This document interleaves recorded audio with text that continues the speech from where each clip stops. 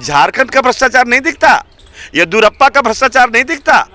अमित शाह का बेटा का 15 गुना वृद्धि हुआ उनकी कंपनी में मुनाफा का, उन पे नहीं दिखाई देता? नितिन गडकरी के बेटा के कंपनी कितना आगे गया, कितना हुआ, आय से अधिक संपत्ति आया, वो दिखाई नहीं देता? लालू जी को खत्म करने का साजिश है, लेकिन लालू जी खत्म होने वाले नहीं है। भारतीय जनता पार्टी का एक घिनौना चेहरा है और कोई पहली बार नहीं है। ये बिहार में इनको मालूम हो गया है और कई इंटेलिजेंसी के लोगों ने रिपोर्ट दे दिया है कि 40 के 40 सीट पर भारतीय जनता पार्टी हार रही है।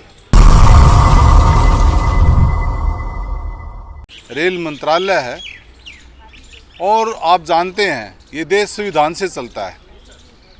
अगर उन पर किसी तरह का आरोप लगने के बाद कहीं इसका रिजल्ट रहा हो कि वास्तव में ये दोषी हैं, तब आप कह सकते हैं। लेकिन किसी को डिस्टर्ब करने के लिए, अभी तो हॉस्पिटल से आए हैं अपना इलाज करा करके, उसके बाद उनको टेंशन दे दिया सीबीआई का, ये गलत है। ऐसा नहीं होना चाहिए। क्या मंशा क्या लग रही है सर आपको? मंशा यही लगती है, ऊपर से चुनाव है 2024 का, उसके मद्देनजर रखते हुए, और आप जानते हैं कि आज बीजेपी के हालात कैसे हैं। वो अपने आप को बौखलाए हुए हैं, उनको हार नज़र आ रही है, इस वजह से वो सब हथकंडे अपना रहे हैं।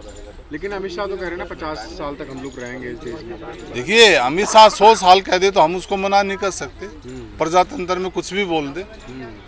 आप जानते हैं अमित शाह के बारे में मैं क्या बताऊं। आप जानते हैं उनका करैक्टर कैसा रहा है। उसके विषय में ज़्यादा बोलना मेरे ख्याल से गृह मंत्री के पद पे है वो होना नहीं चाहिए, क्योंकि गृह मंत्री जो है ना ठीक नहीं है ऐसे। तो सब जो ये चल रहा है आज, ईडी है, सीबीआई है, ये डिपार्टमेंट जो है ना भाजपा के तोते हैं, उसके अनुसार बोलते हैं। तो ये जो भी कार्रवाई चल रही है ये ठीक नहीं है, देश हित में नहीं है।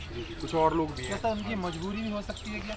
यादव जी हमारे साथ हैं। क्या अमरिंदर जी, किस तरीके से देख रहे हैं आप ये तमाम कार्रवाई जो हो रही है?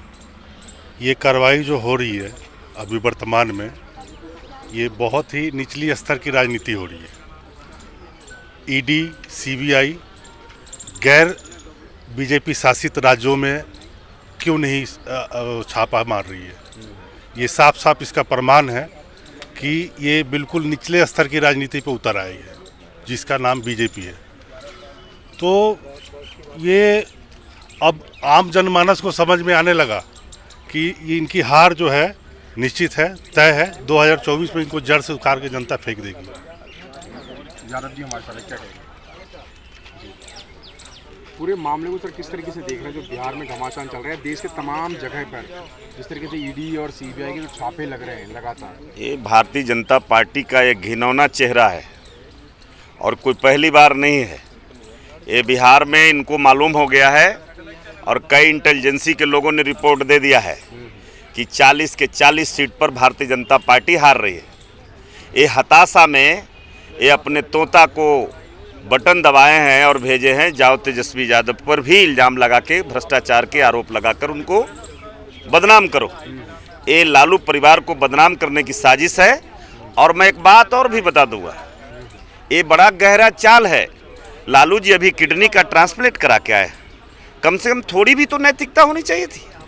आज के डेट में उन्हें बिल्कुल डॉक्टर ने आराम करने का सलाह दिया है, वो आराम कर रहे हैं और उन्हें इस तरह से सदमा पहुंचाया जा रहा है ताकि किसी तरह से भगवान ऐसा नहीं हो कि ऐसी दिन देखना पड़े। ये लालू जी को ख़त्म करने का साजिश है, लेकिन लालू जी ख़त्म होने वाले नहीं हैं। लालू जी बाबा साहब भीमराव अंबेडकर, मान्यवर कांसीराम के बाद अगर कोई भारत का तीसरा कोई नेल्सन मंडेला है, उसका नाम लालू यादव है। मिटा नहीं सकते। नहीं, कौन सी भ्रष्टाचार? आप मुझे बताओ।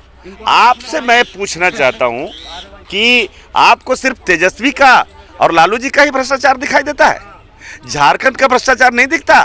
येदियुरप्पा का भ्रष्टाचार नहीं दिखता? अमित शाह का बेटा का 15 गुना वृद्धि हुआ उनकी कंपनी में मुनाफा का, उन पे नहीं दिखाई देता। नितिन गडकरी के बेटा के कंपनी कितना आगे गया, कितना हुआ, आय से अधिक संपत्ति आया, वो दिखाई नहीं देता। इनको जो भारतीय जनता पार्टी के गंगा जल से दूर है सिर्फ वही दिखाई देता है, और उन्हीं पर खाली ईडी और सीबीआई चाहते हैं। ईडी और सीबीआई का दुरुपयोग किया जा रहा है। मैं आज भी कहता हूं ईडी और सीबीआई काम करे, ईडी सीबीआई को स्वतंत्र बना दे। ये प्रधानमंत्री के इशारे पर काम नहीं करे। आज के डेट में प्रधानमंत्री का स्पेशल घोड़ा है, जहां चाहता है जिसको चाहता है उनको बदनाम कर दो, बर्बाद कर दो, नुकसान कर दो। और सीधा सीधा ये भारतीय जनता पार्टी और नरेंद्र मोदी जी आरएसएस का साजिश है कि राजनीति को भी कारपोरेट करो। ये हमारे नेताओं को बदनाम करके, छवि को खराब करके ये लाना चाहते हैं। अडानी अंबानी को राजनीति में भी लाना चाहते हैं। काला धन वापस ला रहे हैं वो ईडी और सीबीआई। काला धन आया तो मालूम हो गया होगा। काला धन के तो इन्होंने बोल चुका कि ये जुमला था। आपके खाते में 2-2 लाख रुपया जो आने वाले थे, 15-15 लाख तो आ गया होगा, तो आपको पता कर लीजिए। अगर नहीं गया है तो जो खुद बोल चुके हैं कि ये जुमला था, तो वो बात का मैं जवाब नहीं दे सकता। डबल हो गया। काला धन कितना आया, आपको नोटबंदी से क्या हुआ, वो किससे छुपा हुआ नहीं है। फिर भी जो जनादेश है वो तो बीजेपी के पक्ष में नहीं, जनादेश बेईमानी करके जनादेश नहीं है। अगर आप जीत जाएं तो मैं अच्छा बताइए मुझे, आप मुझे बताइए, अटल बिहारी वाजपेयी से भी ज्यादा मजबूत और बड़ा चेहरा है नरेंद्र मोदी जी का। ये सारा लोग जानते हैं, गोधरा के कांड का सबसे बड़ा सरगना है, जिस पे हिंदुस्तान के सेकुलरिज्म को समाप्त करने का है। अटल बिहारी वाजपेयी जी पूरी जीवन ताउम्र संघर्ष करते रहे, आज तक भारतीय जनता पार्टी सत्ता में नहीं आई, बैलेट से चुनाव हुआ। अब जैसे ही ईवीएम वो लाए, इनको चमत्कार हो जाता है। तो चमत्कार जनादेश का नहीं है, जनादेश इन्हें नहीं मिला। जनादेश इस देश में जो मिला है वो बिल्कुल इनके अपोजिट के लोगों को मिला है। और आज भी हम डिमांड करते हैं, आप में हिम्मत है, जनादेश का अगर सम्मान करते हैं, एक बार बैलेट से चुनाव करा कर देखें। भ्रष्टाचार के खिलाफ लड़ाई हो रही है, आप लोग कौन से भ्रष्टाचार? इनको भ्रष्टाचार सर विपक्ष दिखाई देता है। इनको सिर्फ और दूसरा कुछ दिखाई नहीं देता। हम तो आज कह रहे हैं, एक नहीं, आप मुझे बताइए मेहुल चौकसी कहाँ है, नीरव मोदी कहाँ है, आप बताइए विजय माल्या कहाँ है। आप उनका भ्रष्टाचार समझ में नहीं आ रहा है। पीएनबी बैंक का घोटाला कहाँ है, पता करिए। ये क्या है?